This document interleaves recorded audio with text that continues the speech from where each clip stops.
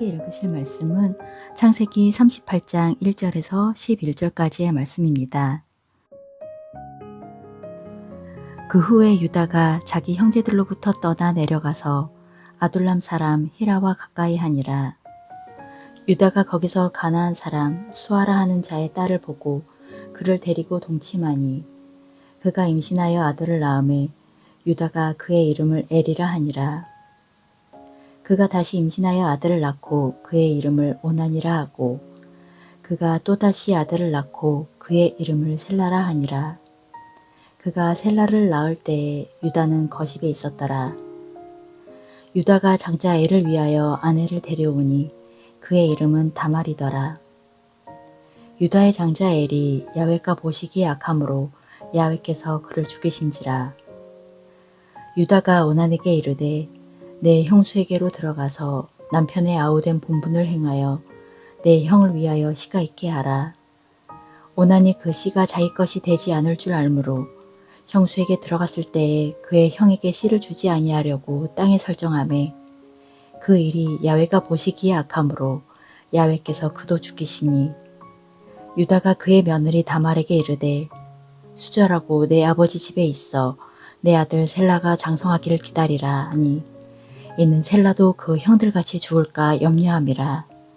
다말이 가서 그의 아버지 집에 있으니라. 아멘. 샬롬, 오늘도 말씀을 통해 하나님께 더 가까이 나아가는 하루 되시길 축복합니다. 저는 오늘 본문 말씀을 통해 야훼가 보시기에 악함으로 라는 제목으로 말씀을 묵상해 보기 원합니다. 오늘 본문은 그 후에 라는 단어로 시작됩니다. 창세기 38장 1절 그 후에 유다가 자기 형제들로부터 떠나 내려가서 아둘람 사람 히라와 가까이 하니라. 그 후란 자신의 동생 요셉이 17세의 나이에 미디안 상인들에게 팔려간 후를 말하고 있습니다. 유다는 요셉이 미디안 상인들에 의해 애굽에 팔려간 후에 자기 형제들로부터 떠나 아둘람 사람 히라와 가까이 지냈다고 합니다.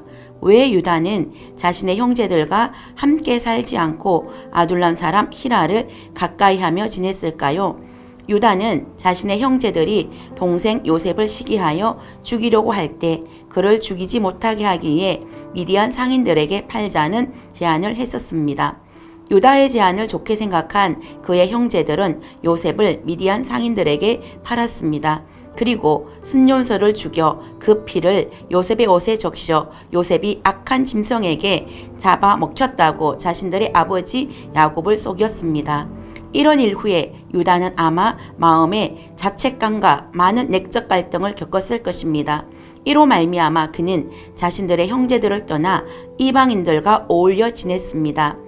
자책감과 내적 갈등을 해결하기 위해 하나님께 나아가 기도하고 회개한 것이 아니라 이것을 잊기 위해 오히려 형제들을 떠났고 신앙의 공동체를 떠났습니다.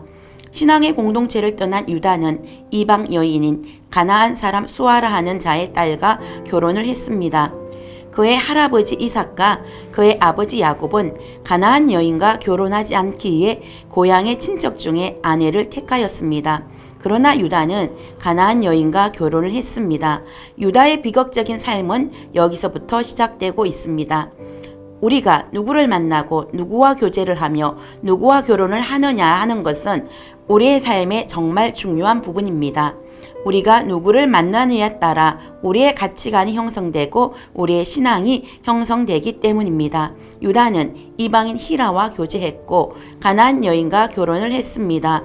그리고 그가 낳은 첫째 아들 엘도 가나안 여인 다말과 결혼을 시켰습니다.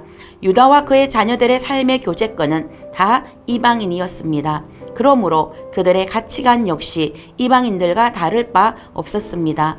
유다의 장자 엘은 가나안 여인 다말과 결혼한 후 갑자기 생을 마감했습니다. 그런데 성경은 그가 죽은 이유를 이렇게 기록하고 있습니다.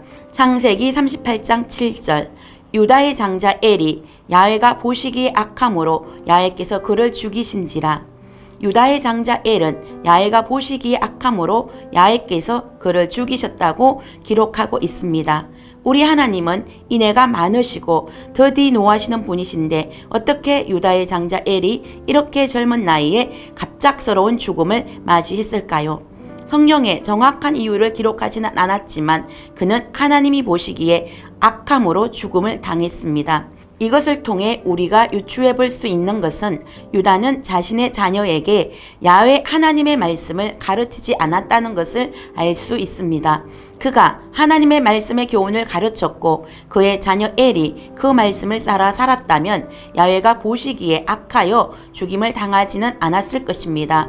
유다는 자신의 장자 엘의 갑작스러운 죽음으로 말미암아 그의 며느리 다말이 자녀가 없이 과부가 되었기 때문에 그 당시 이스라엘의 간섭을 따라 다말이 후손을 얻을 수 있도록 자신의 차남 오난에게 형수에게 들어가 남편의 아우된 본분을 행하여 내 형을 위하여 씨가 있게 하라고 했습니다.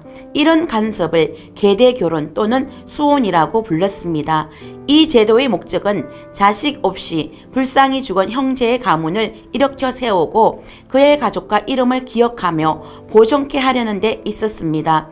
그러므로 오난은 자신의 형을 위해 다말에게 후손을 얻을 수 있도록 해야 하는 의무를 이행해야 했습니다. 그러나 오난은 계대 결혼을 통해 형수가 낳은 아들이 법적으로 자신의 자식이 아니라 형의 자식이 되는 것이 싫어서 그의 형에게 씨를 주지 않기 위해 땅에 설정을 했습니다. 이 일이 또한 하나님이 보시기에 악함으로 하나님께서 오난도 죽이셨습니다. 설상가상으로 유다는 갑자기 자신의 장자 엘과 차남 오난까지 잃게 되었습니다. 유다는 이런 일을 겪으면서 왜 자신에게 이런 일이 닥쳤는지 하나님의 관점에서 깊이 생각하지 않았습니다. 자신의 삶이 어디에서부터 잘못된 것인지, 하나님은 왜 자신에게 이런 재앙을 허락하셨는지 생각하지 않았습니다. 그는 단지 그의 셋째 아들 셀라도 다말에게 주었다가는 어떤 일이 닥칠지 모른다는 두려움에 그의 며느리 다말에게 자신의 아들 셀라는 아직 어리기 때문에 장성할 때까지 친정에 가서 수절하고 기다리라고 했습니다. 다말은 그의 시아버지로부터 막연하게 기다리라는 말과 함께 소박을 당한 것입니다. 오늘 우리는 이 본문을 통해 유다가 당한 이 재앙이 어디에서부터 왔는지 깊이 생각해 보아야 합니다. 첫 번째는 그가 신앙 공동체를 떠나 이방인과 함께 살아가면서 그의 믿음이 흔들렸다는 것입니다. 그러므로 하나님의 말씀을 준행하지 않는 삶을 살았습니다. 둘째는 자신의 자녀들에게 말씀을 가르쳐 지키게 하는 신앙 훈련을 시키지 못한 것입니다. 그러므로 가나안 여인과 결혼을 시켰습니다. 또한 신앙의 유산을 물려주지 못했기 때문에 자녀들의 삶이 야훼가 보시기에 악한 삶을 살았습니다. 그로 말미암아 자녀를 먼저 보내는 재앙이 임한 것입니다. 그럼에도 불구하고 이 연인이 어디에서 무엇 때문에 왔는지 깊이 성찰하지 못하는 세 번째의 잘못을 저질렀습니다. 우리는 유다의 삶을 통해 우리 자신의 삶을 돌아보아야 합니다. 저와 여러분은 하나님의 자녀로서 신앙 공동체를 떠나지 않았습니까? 저와 여러분의 믿음은 흔들림이 없습니까? 신앙의 유산을 잘 물려받고 이 신앙의 유산을 잘 물려주는 삶을 살고 있습니까? 자신의 삶에 고난과 역경이 찾아왔을 때 그 원인이 무엇인지 하나님의 관점에서 깊이 성찰하고 잘못된 부분이 있다면 회개하고 돌이키는 삶을 살고 있습니까? 우리는 오늘 유다를 통해 흔들림 없는 믿음 위에 바로 서고 야훼 하나님이 보시기에 악한 삶을 살지 않아야겠다는 것을 배웠습니다.